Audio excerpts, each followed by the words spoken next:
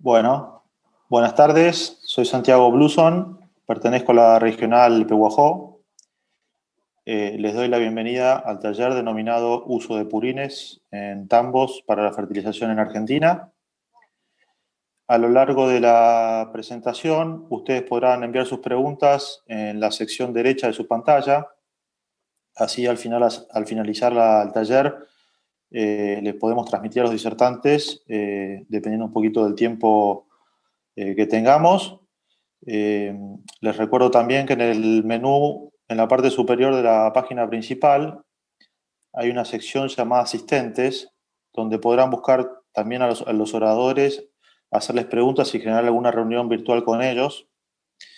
Y por otro lado, no se olviden de pasar por el espacio de APRESID dentro del hall comercial, porque ahí pueden disfrutar de entrevistas exclusivas de muchos protagonistas del Congreso y mucha información sobre la institución.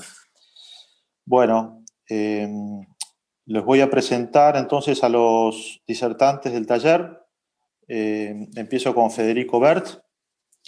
Federico es ingeniero agrónomo y doctor en Ciencias Agropecuarias de la Facultad de Agronomía de la UBA. Fue becario doctoral y postdoctoral e investigador del CONICET en la Facultad de Agronomía de la UBA. Fue consultor de empresas y organismos públicos del sector agropecuario y cofundador de 2 emprendimientos privados y uno público de informática aplicada al agro. Desde el 2015 es director de investigación y desarrollo en CREA.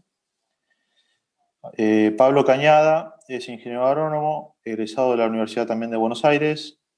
Realizó una maestría en producción animal. Es técnico y líder de proyectos en CREA, la unidad I+D, en el área de ambiente, y también se desempeña como consultor en gases de efecto invernadero.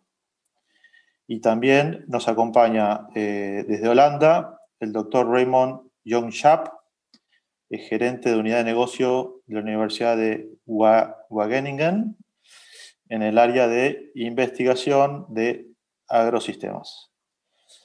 Bueno, ahora sí, los dejo con el inicio del taller. Adelante, por favor. Hola, muy buenas tardes. Soy Federico Bert, del área de investigación y desarrollo de CREA. Agradezco mucho la posibilidad de participar de este panel, en especial a la Embajada de Holanda y a sus autoridades y a APRESID. Estamos disfrutando y aprendiendo mucho de las charlas anteriores y queríamos contarles ahora con Pablo Cañada, que me acompaña, que la economía circular en general y la agricultura circular en particular son temas en los que CREA tiene mucho interés y mucha expectativa puesta. Fundamentalmente porque la economía circular supone o lleva implícita el concepto de sostenibilidad y por otro lado propone o supone innovación en los sistemas agroalimentarios. Ambos elementos, sostenibilidad e innovación, están o forman parte de la visión de CREA y por eso este tema nos entusiasma y nos interesa tanto. Pero a su vez vemos en la economía circular una avenida muy promisoria para 3 cosas que creemos fundamentales para el presente y el futuro de los sistemas agroalimentarios.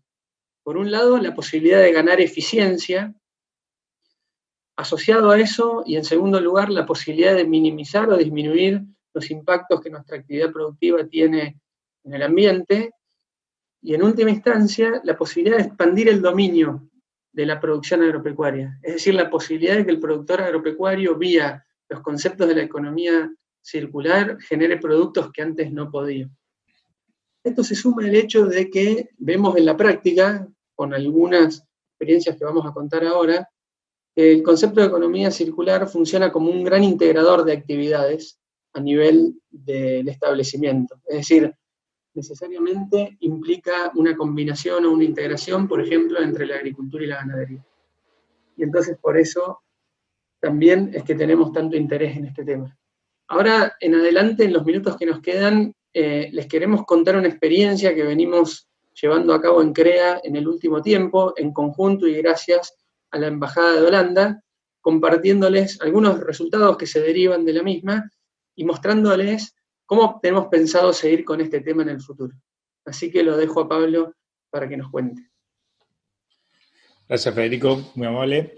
Bien, como les decía Federico, poder empezar a trabajar un tema de agricultura circular tiene varios desafíos, y poder trabajar específicamente con el sector agropecuario, claramente la oportunidad era tratar de abordarlos y ver cómo generábamos material y resultados. Entonces, uno de los primeros temas que uno aborda en esta temática es el marco regulatorio específico. Hay muchas situaciones que tienen tecnologías o tienen acciones específicas muy interesantes y muy futuristas, pero a veces no tenemos los marcos regulatorios necesarios para poder desarrollarlas. Y eso normalmente no es en perjuicio de la acción, pero lo que genera es incertidumbre. Entonces uno no sabe si puede hacerlo o cómo tiene que hacerlo, ¿no? Entonces a veces eso está interesante para abordarlo dentro de las líneas de trabajo que uno desarrolla para poder generar material a futuro, sea contundente para poder aportar en esa mirada. Luego, obviamente, la protección del ambiente, ¿no? Uno genera todas las actividades productivas, y hoy, más allá de los indicadores habituales que estamos acostumbrados, claramente el ambiente tiene sus indicadores ya de peso. Y cuando uno mira la cuestión de indicadores ambientales, en lo que es producción animal, claramente está la gestión y protección del recurso hídrico, ¿sí? Per se, o sea, cómo uno hace mejor uso eficiente del recurso hídrico. Hay actividades que tienen más demanda de lo que es agua de calidad y otras que son un poco menos, ¿no? Hoy podemos tener dos ejemplos como son los tambos y las granjas porcinas, que demandan mucha cantidad de agua de calidad. Así también lo pueden hacer en menor medida las producciones de carne en sistemas intensivos. Pero no solamente eso, sino también la gestión de los residuos de estos sistemas, con dos miradas, ¿no? Una per se, el del residuo, porque generalmente los grandes volúmenes de estos residuos generan un inconveniente en el sistema productivo, porque uno tiene que tener bien en claro o intenta interiorizarse y aprender a ver acerca de qué hacer con eso.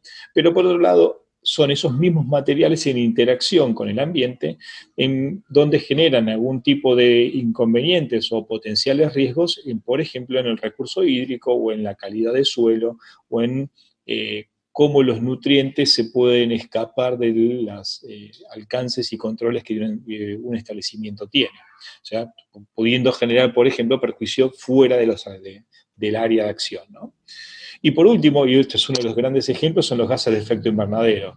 Todos sabemos que, si bien todas las actividades desarrollan gases de efecto invernadero, la ganadería es una de las que hoy está más en la vista o en la mirada social, e incluso en la controversia de si la actividad bovina es la peor o la mejor, o en un montón de esos temas. Y bueno, uno ahí tiene un ejemplo de una actividad que uno desarrolla en su establecimiento, pero el impacto no es solamente en su establecimiento, sino es un impacto de mayor alcance y hasta a nivel global. Entonces, por último, el último ítem es poder abordar la agricultura circular mirando una forma integral del sistema, ¿sí? No una forma tradicional, de forma modular, como lo venimos haciendo por las actividades, sino que directamente buscar estas eficiencias que me hablaba Federico en el sistema completo. Es decir, cómo son las interacciones entre lo que es la agricultura, la ganadería, los residuos, cómo se utiliza el suelo y otros potenciales usos como pueden ser la producción de energías, la producción de biomasas y demás. Entonces, teniendo en cuenta estos ítems, lo que nosotros hemos planteado es un pequeño diseño experimental en el contexto de tambos, porque veníamos trabajando desde hace tiempo, junto con la embajada misma, en la protección del recurso hídrico en provincia de Buenos Aires mediante la acción de los tambos. Todos sabemos que desde el año 2018 hay una regulación específica en provincia de Buenos Aires para lo que es la gestión y uso agronómico de los purines. Entonces, de esa regulación hoy tiene una guía de buenas prácticas, pero pensando en el futuro, o sea, qué material se podría estar generando para complementar esa guía de buenas prácticas, se diseñó este ensayo. Este ensayo se hizo en la localidad de Suipacha, en un tambo comercial que tenía un silo para maíz. Entonces lo que hicimos fue tomamos unas pequeñas parcelas de experimentación en un lote de de ese silo para maíz, y armamos el diseño. Hicimos un tratamiento de control, 2 tratamientos con dosis, y además de responder acerca de cuánta dosis uno utiliza del uso agronómico, nos parecía importante hacer como en otros países donde ya están visualizando que hay diferentes momentos para hacer el uso agronómico. No solamente qué cantidad, sino cuándo lo aplico. Entonces nosotros probamos hacerlo a la siembra y en estado vegetativo del maíz entre B4 y B6. Y las variables que fuimos tomando para desarrollar el trabajo fueron todas las que tienen que ver con suelo, ¿no? Indicadores en distintos estratos de suelo, 0,20, 20,40, 40,60, con los nutrientes respectivos, como nitrógeno, fósforo y azufre, y otras variables de estructura de suelo, como conductividad, materia orgánica y pH.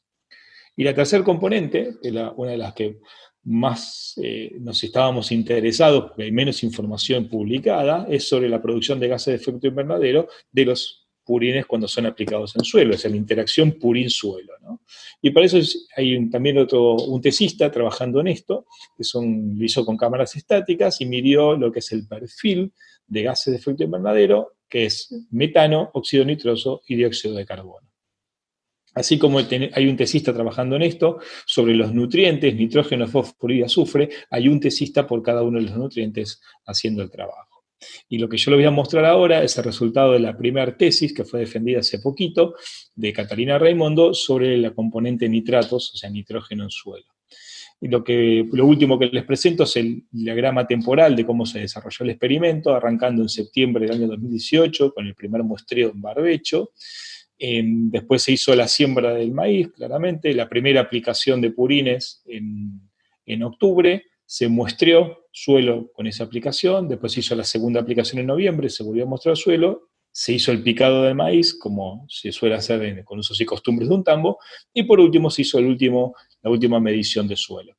Las mediciones de gases de efecto invernadero se realizaban en los 3 días sucesivos después de la aplicación de los purines, porque según la bibliografía internacional, los mayores escapes del sistema en cuestiones a gases tienen que ver en las primeras 48 a 72 horas. Después de pasado ese periodo, ya las pérdidas por emisiones son mucho menores.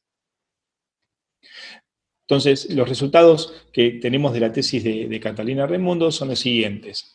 En el primer gráfico vamos a ver la cantidad de nitratos en suelo de 0 a 60 centímetros en función a las diferentes dosis para los 3 momentos. O sea, el momento 1, que es el momento de la siembra, el momento 2, que se muestra en barbecho, y el momento 3, cuando se muestreó al final del cultivo después de picado.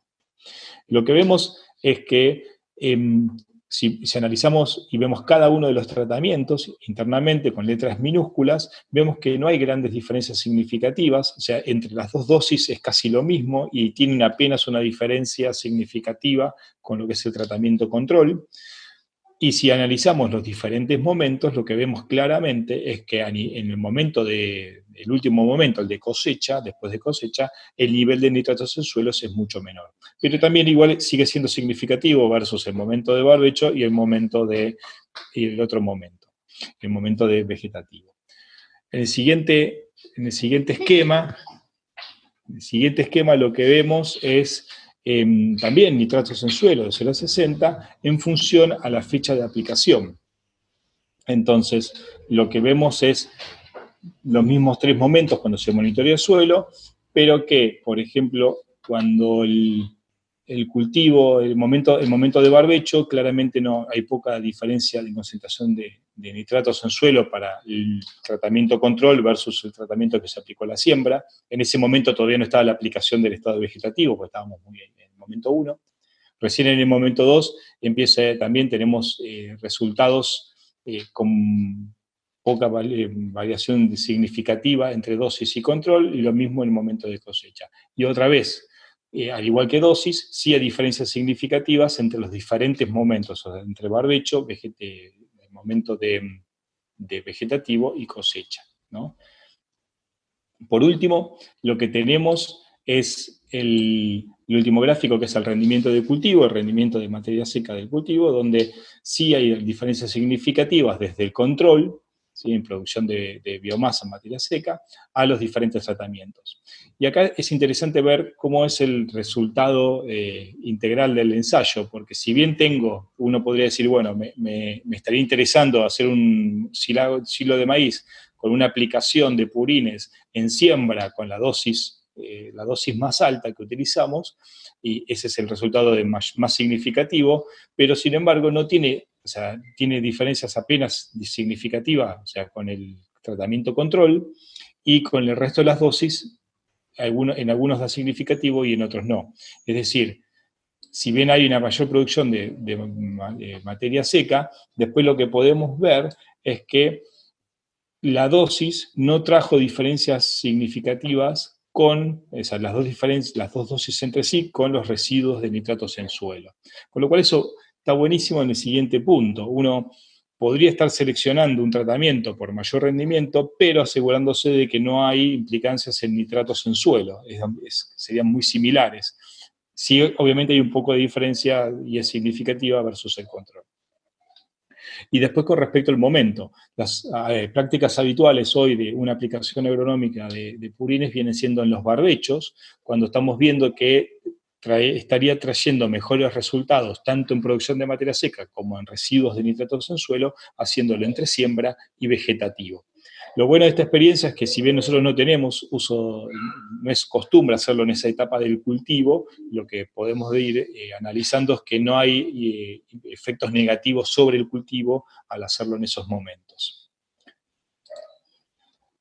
Bien, para ir finalizando, tenemos pendiente el resultado de gases de efecto invernadero, y eso es súper interesante porque podría estar definiendo en qué momento, ¿sí? Entre esto de que entre siembra y vegetativo, que hoy no tenemos una decisión tomada para mejor beneficio entre uno y otro momento, los gases de efecto invernadero podrían hacer la diferencia, porque no es lo mismo aplicar en la siembra en un mes de octubre que hacer la aplicación en el mes de noviembre o fines de octubre en función a los gases. Entonces, eso es un resultado que todavía estamos esperando de otra de las tesis. Por otro lado, estamos desarrollando el mismo aprendizaje con otras actividades, que son los excretas de los feedlots, lo que pueden ser los purines de las granjas porcinas.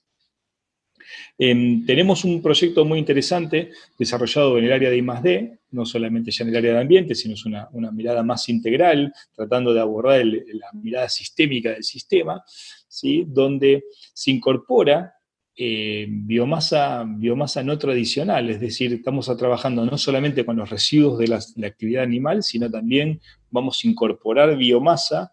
¿Y por qué no tradicional? Porque no estamos pensando solamente en maíz, sino que estamos buscando otras fuentes de fibra para la producción de energía, ¿sí? Entonces, en esa producción de energía estamos buscando de maximizar los residuos, ¿sí? Sin comprometer el valor nutricional de la fibra, como para que no sea competencia, por ejemplo, con maíz, que es algo que está muy en discusión en muchos sistemas hoy en otros países o en países que ya tienen producción de energía.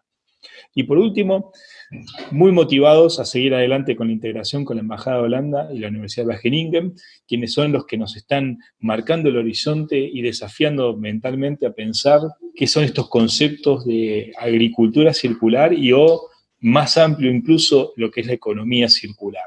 Así que muy, muy contentos de trabajar en esta interacción y llevar adelante este tipo de proyectos. Bueno, sin más que agradecerles por participar de este espacio, quedamos a disposición para el espacio de preguntas y invitarlos además a que visiten el micrositio de CREA, donde pueden encontrar información y además inscribirse en los diferentes boletines técnicos que tenemos para recibir información más adelante. Muchas gracias.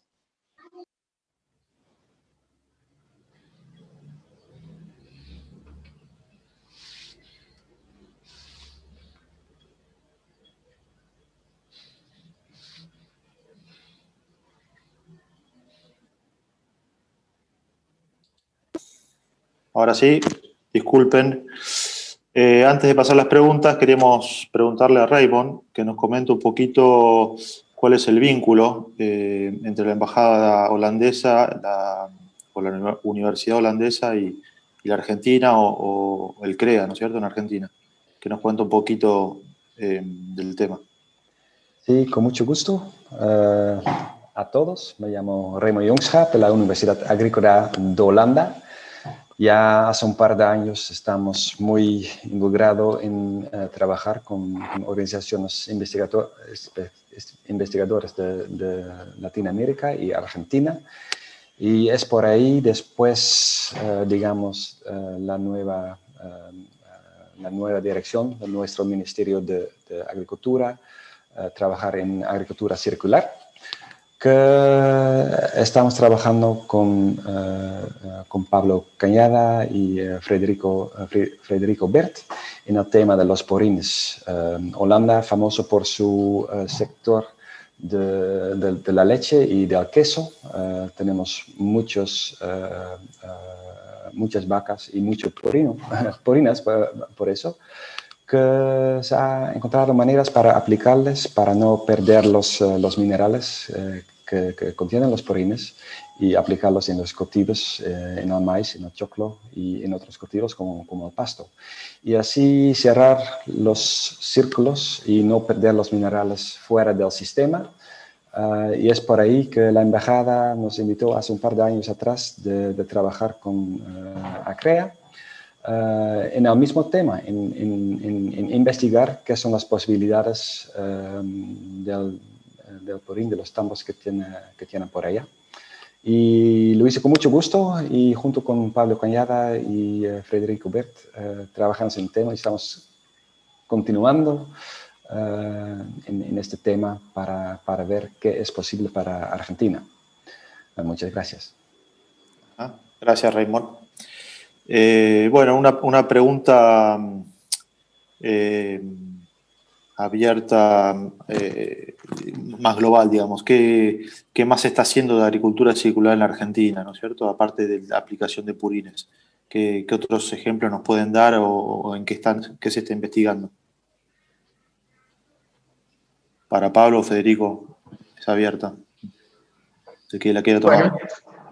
Bueno, hago un comentario y lo dejo a Pablo, que seguramente me complementa y muy bien. Y siguiendo la línea de lo que decía Raymond, en CREA hay más de 300 empresarios productores de leche y más de 300 empresarios productores ganaderos, por lo tanto purines hay y mucho también, y por eso es que este tema nos ocupa y encontramos en la Embajada de Holanda en Argentina y en la Universidad de Wageningen un socio estratégico para estudiarlo y capitalizar experiencias que ya existían en otros países. A su vez, en este mismo momento, desde hace un tiempo, se están estableciendo, definiendo regulaciones respecto a cómo manejar los purines, a cómo gestionar los residuos, digamos, de los sistemas ganaderos, y por lo tanto había como dos propósitos a la vez. Uno era ver y contribuir en la definición de esa normativa y adaptar nuestros sistemas a eso, pero a su vez, bajo este concepto de agricultura circular. De algún modo, esto es un primer paso concreto de ver de qué manera usamos los purines, en este caso como fertilizantes, atrás del concepto de la economía o de la agricultura circular. Y en ese mismo sentido, y creo que hacia ahí va la pregunta, nosotros vamos viendo muy de a poco, quizás en aquellos empresarios agropecuarios que son innovadores, distintas expresiones de este concepto de agricultura circular. Hay dentro de CREA y seguramente fuera también lo haya, productores que están generando bioenergía con una combinación entre biomasa y efluentes de los sistemas ganaderos y a su vez con los subproductos de la bioenergía generan o están tratando de generar fertilizantes que vuelven a su vez al sistema. Y hay 3 o 4 casos muy concretos de eso, y hacia adelante lo que estamos viendo en esta misma alianza estratégica es la necesidad de estudiar muy detalladamente los aspectos ambientales, los aspectos económicos, los aspectos financieros, los aspectos estructurales que se necesitan para escalar esos ejemplos que ya estamos viendo concretamente, y en ese paso vamos. Estamos gestando un proyecto ahora, parte de este año y el año que viene, con los mismos aliados estratégicos que van en ese sentido. Pablo, no sé si me querés complementar. Bueno, no, simplemente, bueno, gracias por la chance. Sumarle que normalmente uno cuando plantea el concepto, ¿no?, de agricultura circular, lo que uno va identificando son las principales pérdidas de esa circularidad, ¿no? Y hoy nuestro mayor sistema de alarmas o nuestro mayor punto de pérdidas vienen siendo los purines en todos los sistemas, por varias cosas, no solamente por la pérdida propia de los nutrientes que tenemos en esa circularidad, sino además por el riesgo y la potencialidad que tiene sobre aspectos de contaminación o cambio climático, ¿no? Entonces, en definitiva, es un balance que uno busca diciendo, bueno, si es una pérdida que además tiene un impacto, claramente es necesario estudiar y poder aprovecharlo, ¿no? Y ahí uno empieza a buscar la parte técnica, la parte económica, por supuesto, la parte social, ¿no? Porque claramente a veces son prácticas que necesitan cambios culturales para poder implementarse. Entonces, normalmente viene por ese lado. Si pensamos en nutrientes, no solamente son purines, uno también tranquilamente puede pensar en gases de efecto invernadero, en carbono, como uno de las partes que uno está perdiendo, ¿no? Y en eso, si bien miramos siempre los sistemas animales o los bovinos rumiantes por la parte de metano y demás, claramente ya hay un montón de experiencias en agricultura específico sobre conservar el carbono en suelo. Eso también es circularidad, o sea, cómo hacer prácticas agropecuarias que se minimicen las pérdidas del sistema, ¿no? Que todas las acciones antrópicas donde uno va trabajando trate de minimizar los efectos en el ambiente. Y en cierto modo también hay una parte que ahí es donde a veces exploramos menos, pero no es menos importante, es cuáles hay, si existen o pueden haber, como decía Federico, cuando uno escala, algún valor adicional o también importante para incluir cuestiones de eficiencia. Y como dice Federico, tomo como ejemplo la parte de producción de bioenergía. Para nosotros llegar con redes eléctricas a muchos lugares rurales es complicado, no hay servicios, y sin embargo con estos pequeños emprendimientos que podrían escalar, tal vez estaríamos solucionando una demanda estructural que tenemos en el sector agropecuario en manos de aprovechar la circularidad de los nutrientes y los gases de efecto invernadero, ¿no? La verdad que el concepto, hasta donde tenemos entendido, vamos aprendiendo y abordando, es tratar de meter integralmente en el sistema variables que tal vez hasta el momento no las estamos mirando, ¿no? Y relacionado a esto que decías, si querés la pregunta podría ser ¿cuál es el potencial que tiene Argentina en agricultura circular, pensando en producción animal y un poquito el marco regulatorio? ¿En qué estado está? Si es que hay marco regulatorio o sea, ¿cuál es la situación argentina en definitiva? A mí, por ahí la parte de potencial, lo dejo a Fede que me complemente. Sobre la parte regulatoria, que es la que hoy tengo un poco más en el radar, dependiendo de la temática de esa circularidad, lo que es en tema nutrientes, la verdad que hay bastante escasez de marco regulatorio y eso normalmente imposibilita avanzar a los ritmos que uno deseara, ¿no?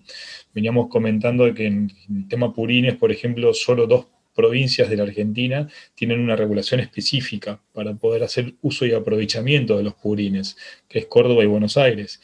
Y Buenos Aires no lo tiene para todas las entidades intensivas, solamente lo tiene para tambos. Es decir, la provincia de Santa Fe, como una de las grandes cuencas lecheras y donde también hay muchos sistemas intensivos de ganaderos, no cuenta con una regulación específica, lo cual eso imposibilita el crecimiento de la circularidad, porque en definitiva tenemos un potencial ahí que no se puede explorar por no tener un marco normativo.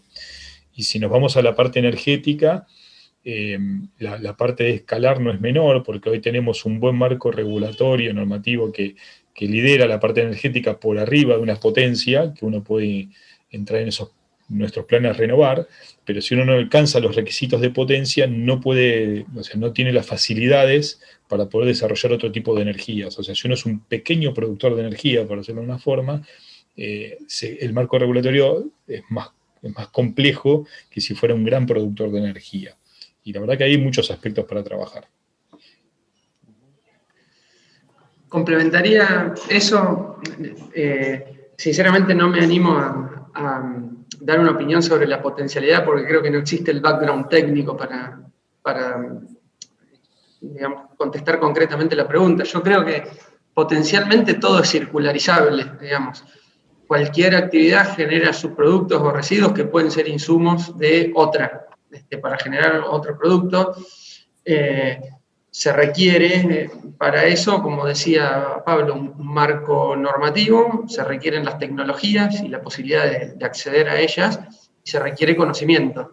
Creo que en los 3 ejes que se requieren para circularizar actividades, tanto sea agro como cualquier otra, incluso las mismas actividades que uno lleva a cabo en su casa, estamos recién dando los primeros pasos, ¿no? Entonces, creo que el potencial es mucho. Me surge en este momento, digamos, o me pregunto cómo lo veo o qué mira Raymond, habiendo visto cómo evolucionó esto en Holanda y viendo desde afuera lo que pasa en Argentina. Bueno, si hablamos de los potenciales, tenemos que pensar que el objetivo de la agricultura circular es hacer las pérdidas lo más pequeñas que posible, y entonces el potencial es la inversión que cada productor tiene que hacer para comprar todos sus productos para producir.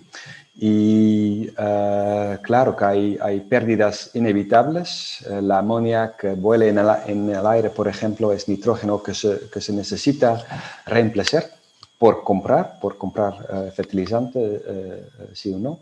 Pero hay muchas medidas que se puede tomar para disminuir las pérdidas que ocurren en los sistemas de producción. Y así, si se suma a todas las inversiones que hacen los productores en general, y si se puede disminuir eso con un 50%, sería un potencial fantástico.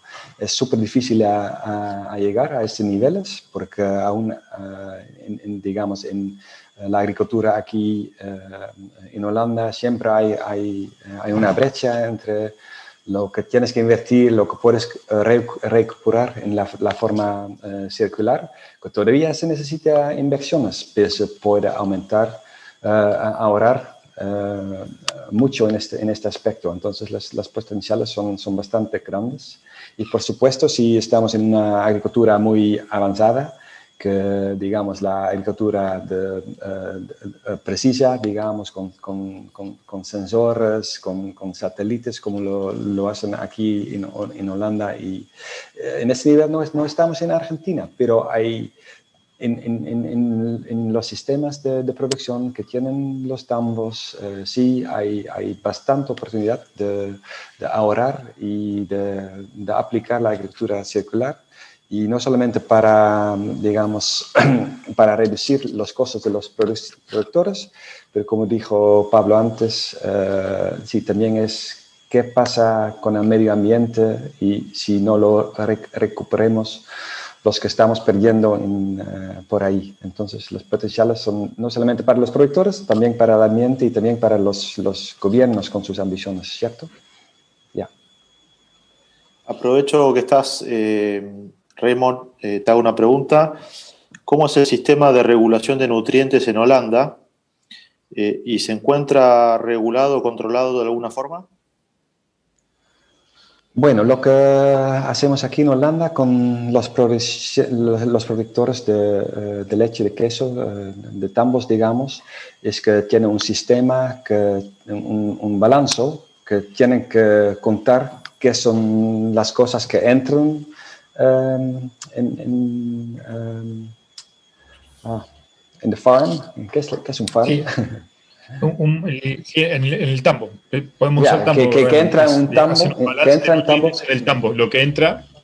Sí, y lo que se pierde son por supuesto los productos que se venden, y la brecha entre ellos es algo que se queda en un lugar. Entonces aquí en Holanda obligaron esos tambos de hacer esos balanzos, cuánto estás produciendo tú, la cantidad de fertilizante que utilizaste,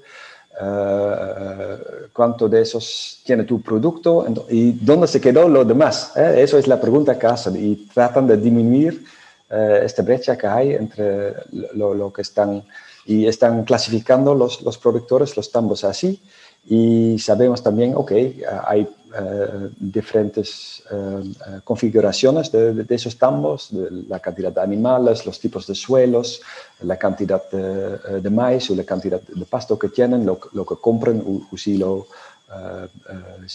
cultivan, para saber dónde tenemos que tomar acciones, dónde tenemos que implementar la agricultura circular, para ganar más para el agricultor, para el productor y para el ambiente. Así pasa aquí en Holanda. Balanceas son bastante sofisticados, es decir, por computadora. Algunos flujos de datos van automáticos, otros flujos es a mano, pero sí, también el productor quiere participar y quiere ayudar en mejorar su tambo. Eso es importante.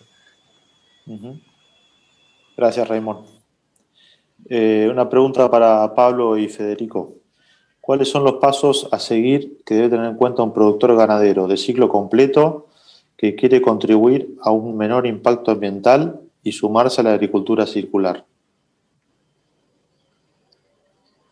Bueno, a ver, primero creo que está bueno la pregunta porque es un sistema de ciclo completo, lo cual ya hay un concepto, ¿no? De uno dice, bueno, si fuera solamente un sistema de cría, es una sola etapa, pero hacer un ciclo completo uno ya está haciendo una producción con procesos, ¿no? O sea, tiene un producto de la cría que hace va a una etapa de recría y termina el ciclo completo. Para mí, una cosa que deberían ser es esto que mencionaba Raymond, es un estudio de análisis de balance de nutrientes, es algo interesante porque demuestra realmente la eficiencia con la cual se crea un producto. Así como en la etapa final, por ejemplo, en engorde, uno puede tener la eficiencia de conversión de alimento en producto, en carne. Cuando uno hace ese estudio de balance de nutrientes en todo el sistema, en toda su etapa productiva, lo tiene en una mirada más macro. Por otro lado, para nosotros hoy, la verdad que cumplir un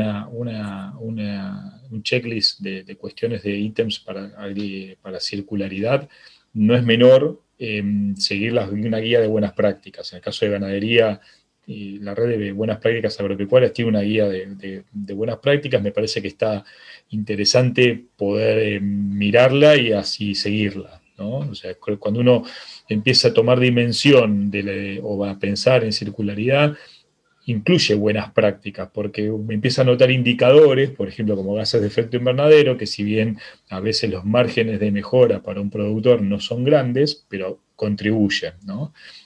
Ser eficiente y seguir buenas prácticas para mí es uno de los primeros pasos para hacer circularidad. ¿Sí? Después, claramente, cuando uno empieza a tomar registros y a monitorear algunas de estas cuestiones de buena práctica, puede decir, hago un maíz más eficiente, logro mejores productos, muestreo suelo y hago un balance de nutrientes para saber qué fertilización hago para los cultivos, monitoreo producción forrajera, ¿no? La verdad que mucho de eso, para poder saber dónde ser eficiente y dónde tengo pérdidas, los primeros pasos es medir, ¿no? Hay veces, todos los productores tienen partes, como nos pasa a todos, como decía Federico, hasta en la casa, ¿no? Uno tiene partes obsesivas, que sabe que lo mide muy bien, y por ahí las partes que a uno menos le gusta mide menos, ¿no? O toma menos registros. En definitiva, creo que es un balance entre todo eso.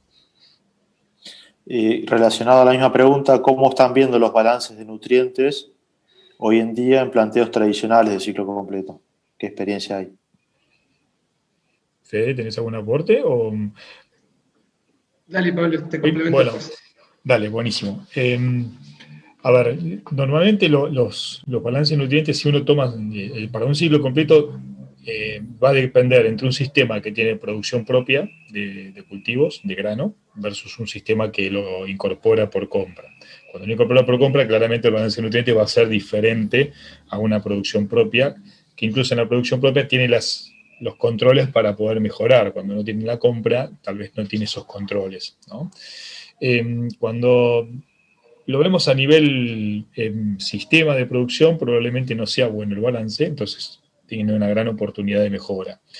Cuando uno tiene la mirada lote, va a poder tener lotes en muy buenas condiciones y puede tener lotes en muy malas condiciones, ¿no? Claramente ahí entra la clave, el título, rotaciones, ¿no? Rotaciones agrícolas o rotaciones agricultura-ganadería, ¿no? Donde puede realmente mejorar algunos indicadores de esos lotes, ¿sí? La verdad que cuando uno tiene un poquito, por ahí un paso más en esa circularidad o está tomando buenos registros y quiere dar un paso más, además de medir o visualizar qué pasa a nivel sistema, está bueno empezar a ver qué pasa a nivel lote, qué pasa en cada uno de los lotes, ¿no? Como va a tener qué pasa, o sea, ir reduciendo la unidad de medida. O sea, empiezo por una más grande, cuando tengo ya la práctica y la experiencia, empiezo a ir a unidades más chicas para identificar diferentes situaciones. Con una mirada general sumaría que sabemos bastante más de balances de nutrientes a escala del sistema y a escala del suelo para sistemas agrícolas que para sistemas ganaderos. Hay un área de vacancia, principalmente pastoriles, en ese punto, sumando a lo que decía Pablo. Y volviendo un poquitito a la pregunta anterior, refuerzo lo que decía Pablo en el camino hacia el menor impacto en el ambiente de los sistemas ganaderos. El ganar eficiencia sea quizás la herramienta más concreta que tenga el productor a mano. Si uno mejora la eficiencia expresada a través de mejoras en los índices reproductivos, por ejemplo, mucho más en sistemas de cría o de ciclo completo, seguro va a estar disminuyendo mucho el impacto en el ambiente.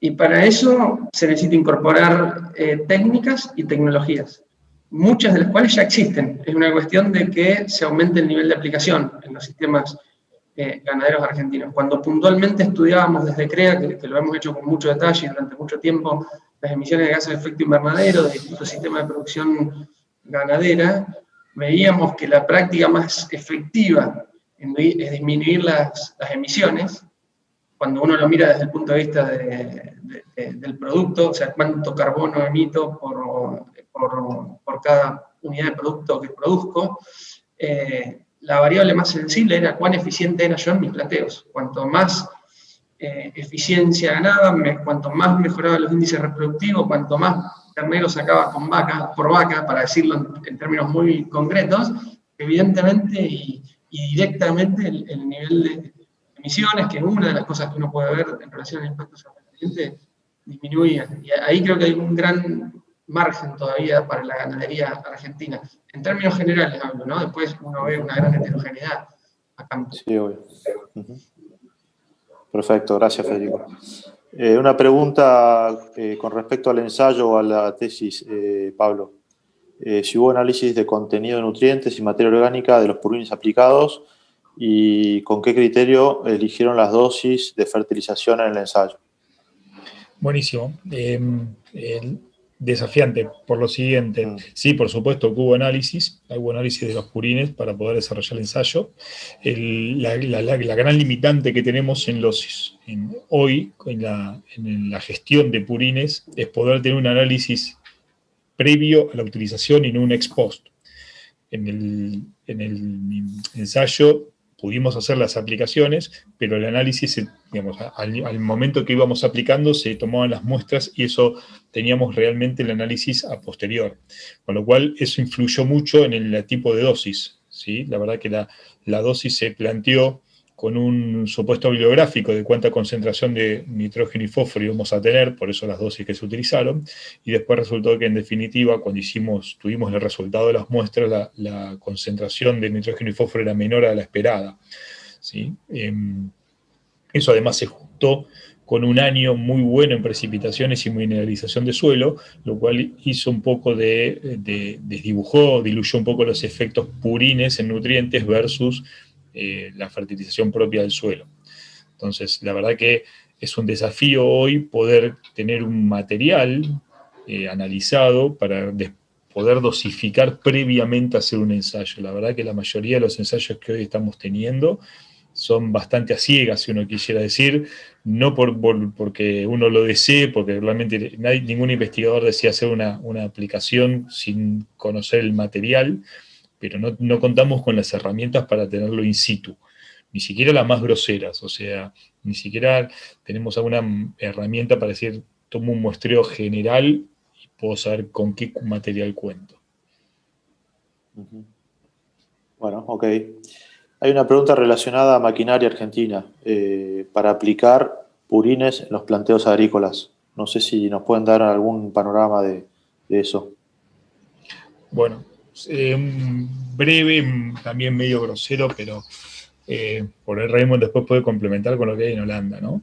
Nosotros acá lo que tenemos, así como no tenemos para analizar el material a priori, la maquinaria que contamos es una maquinaria bastante rudimentaria, ¿no? Son estercoleras que la dosis se dosifican por dos vías, la tradicional, que es la velocidad con que se mueve el tractor junto con el arrastre, ¿no? Por supuesto, o sea, la velocidad de movimiento, y una válvula mecánica de salida, ¿no? Donde esa válvula mecánica es estática, claramente, que a medida que va disminuyendo la presión del tanque, va saliendo menos y listo. Entonces, no tenemos, creo que en el país hay una sola o dos aplicadoras de inyección, como la que por ahí nos puede contar un poco Raymond. Una está en la Universidad de Santa Fe, que es para investigación, y si no me equivoco, la otra está en una empresa. Pero la verdad que contamos, digamos, la tecnología que hay es simplemente tanques estercoleros para hacer aplicaciones sobre suelo, ¿no? Aplicaciones aéreas. Con lo cual eso limita mucho. Si uno tuviera que reemplazar una fertilización en un maíz por arriba de un B6 o un B8, claramente es imposible, ¿no? Porque estaría haciendo daño al cultivo. O sea, claramente las opciones que hay para hacer la aplicación tiene que ser antes de B4 o B6, en el caso del maíz. Raymond, ¿querés comentarnos algo? Sí. Bueno, esa tecnología ha avanzado bastante aquí en Holanda, pero es verdad, no se puede aplicar muy bien el purín si ya el cultivo está grande. Entonces la experiencia que tenemos es aplicar ese purín antes junto con la siembra. Y en el pasto es diferente, y esas máquinas de inyección de purín son mandatorios, obligatorios aquí en Holanda, porque si se dispersa el purín así por aire, se pierde demasiado el nitrógeno por la amonía que vuela en el aire. Y además, a este momento estamos, bueno, como ha dicho Pablo, con la presión y con sensores se sabe exactamente cuánto volumen entra al suelo con la velocidad de la máquina.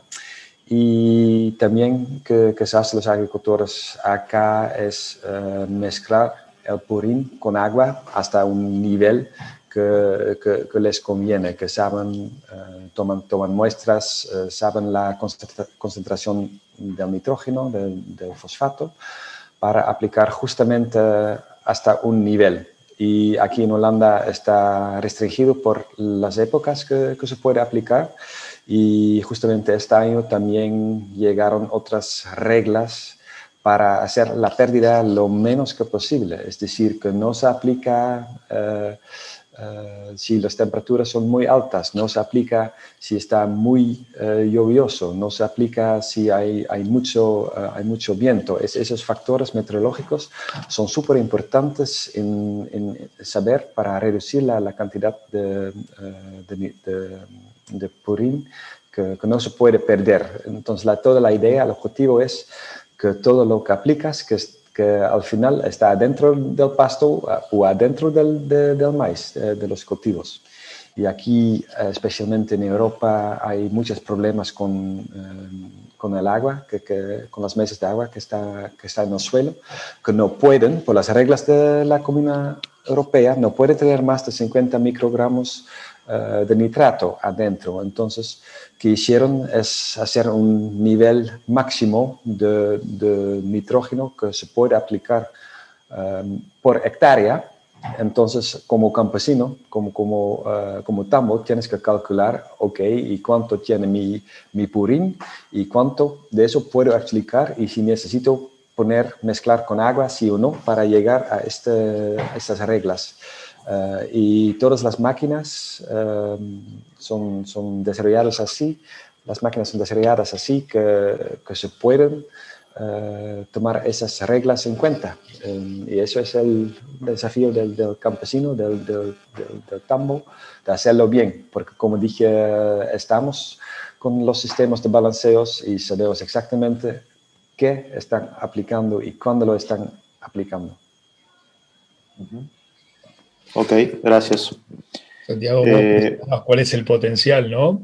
Nosotros, si tenemos si tenemos potencial para aplicar, y material tenemos un montón, fíjate el potencial, estamos con una luz verde para aplicar un material que no conocemos, porque no tenemos opción de medirlo, versus máquinas, como dice Raymond, que no solamente monitorean en el momento la concentración, sino que además la pueden diluir y además saben el volumen aplicado. O sea, ahí tenés todo el potencial.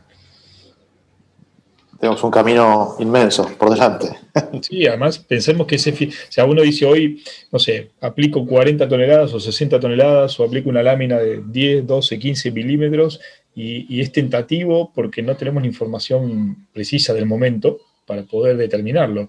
Y eso lleva a una ineficiencia total, porque vos podés decir, mirá si ese material de 60 toneladas por hectárea, en el caso de un material de feedlots, por ejemplo, lo podría estar aplicando a 30 y aplicarlo a más hectáreas.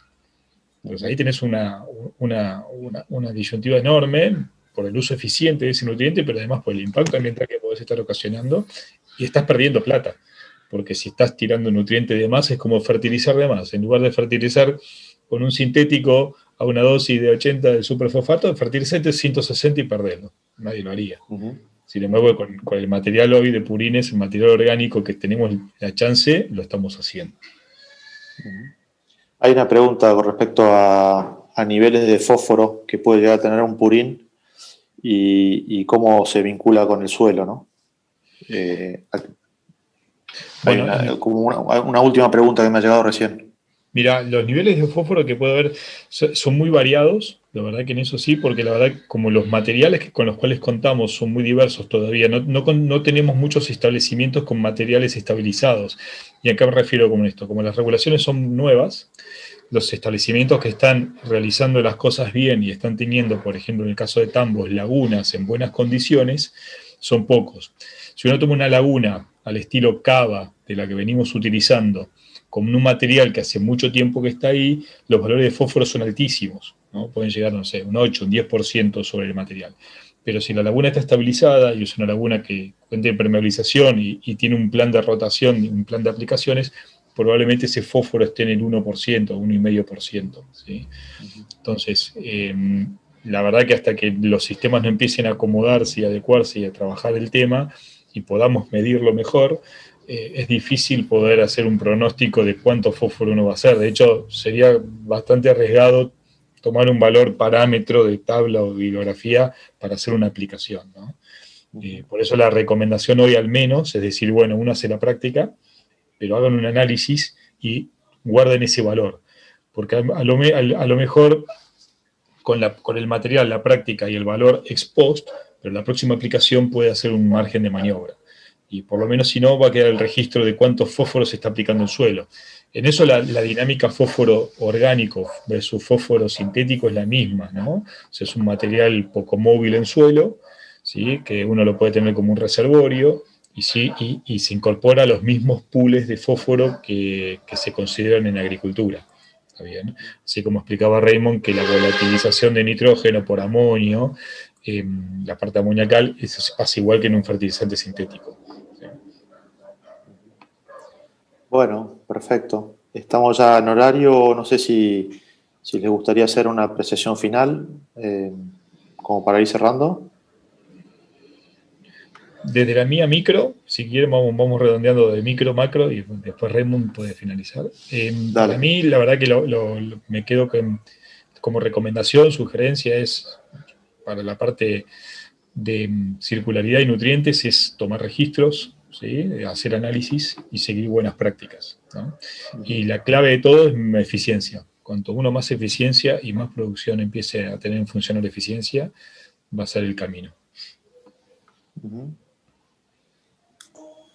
Sí, es que yo quiero complementar eso, es decir, que hay mucho conocimiento en el mundo agrícola también, y se necesita hacer los vínculos entre los centros de investigaciones, las universidades, para aprender, no solamente para aplicar que está investigado en otro lugar, pero para conocer bien qué son las circunstancias y saber qué tipo de aplicación, qué de las investigaciones viejas pueden contribuir a los problemas que tienen en otro lugar.